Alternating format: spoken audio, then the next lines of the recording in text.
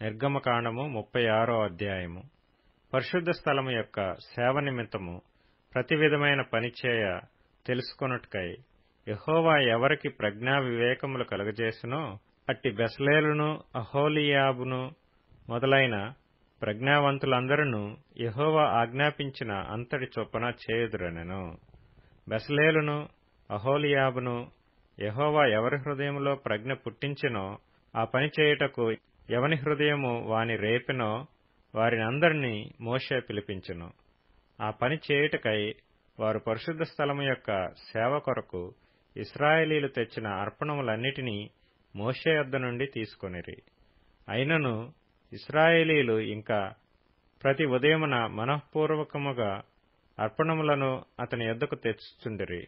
అప్పుడు పరిశుద్ధ స్థల సంబంధమైన పని అంతయు చేయు ప్రజ్ఞావంతులందరిలో ప్రతివాడు తాను చేయు పని విడిచి వచ్చి మోషేతో చేయవలెనని యెహోవా ఆజ్ఞాపించిన పని విషయమైన సేవ కొరకు ప్రజలు కావలసిన దానికంటే బహు విస్తారముగా తీసుకుని వచ్చుచున్నారని చెప్పగా, మోషే పరిశుద్ధ స్థలమునకు ఏ పురుషుడైనను ఏ స్త్రీ అయినను ఇక మీదట ఏ అర్పణనైనను తేవద్దని ఆజ్ఞాపించెను గనుక పాళెమందంతటను ఆ మాట చాటించిరి.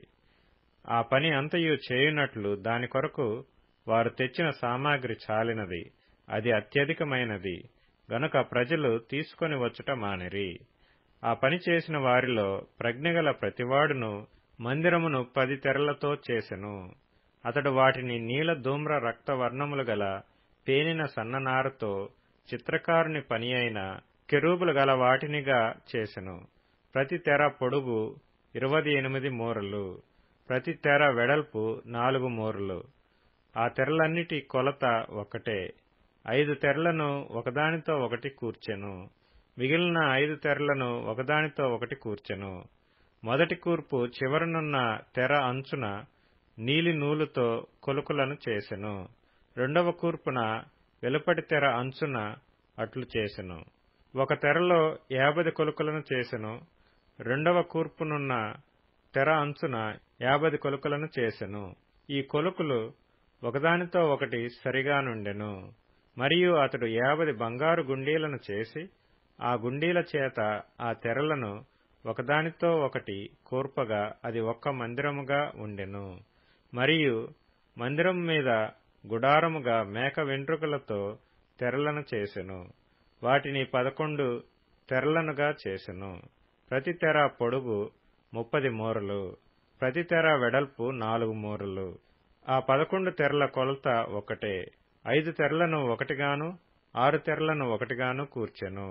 మొదటి కూర్పునందలి వెలుపటి తెర అంచున 50 కొలుకులను చేసెను. మరియు రెండవ కూర్పునందలి వెలుపటి తెర అంచున 50 కొలుకులను చేసెను. ఆ గుడారము ఒక్కటిగా నుండునట్లు దాని కూర్చుటకు 50 ఇత్తడి గుండీలను చేసెను. మరియు ఎర్ర రంగు వేసిన పొట్టేళ్ల తోళ్లతో గుడారము కొరకు కప్పును, దాని మీదుగా సముద్రవత్సల తోళ్లతో పైకప్పును చేసెను. మరియు అతడు మందిరమునకు తుమ్మకర్రతో నిలువు పలకలు చేసెను. పలక పొడుగు 10 మూరలు, పలక వెడల్పు మూరెడున్నర. ప్రతి పలకకు ఒకదానికొకటి సమదూరము గల కుసులు 2 ఉండెను. అట్లు మందిరము యొక్క పలకలన్నిటికీ చేసెను. కుడివైపున అనగా దక్షిణ దిక్కున 20 పలకలుండునట్లు మందిరమునకు పలకలు చేసెను. ఒక్కొక్క పలక క్రింద దాని 2 కుసులకు 2 దిమ్మలను, ఆ 20 పలకల క్రింద 40 వెండి దిమ్మలను చేసెను. మందిరము యొక్క రెండవ ప్రక్కకు అనగా ఉత్తర దిక్కున 20 పలకలను, వాటి 40 వెండి దిమ్మలను అనగా ఒక్కొక్క పలక క్రింద 2 దిమ్మలను, ఒక పలక క్రింద 2 దిమ్మలను చేసెను.